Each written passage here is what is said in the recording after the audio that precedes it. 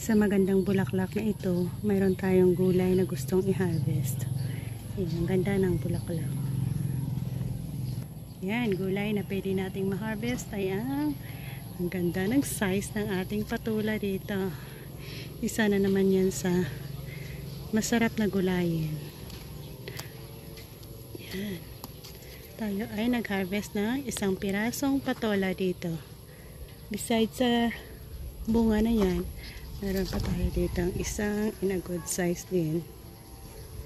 Yan. So maganda din yan.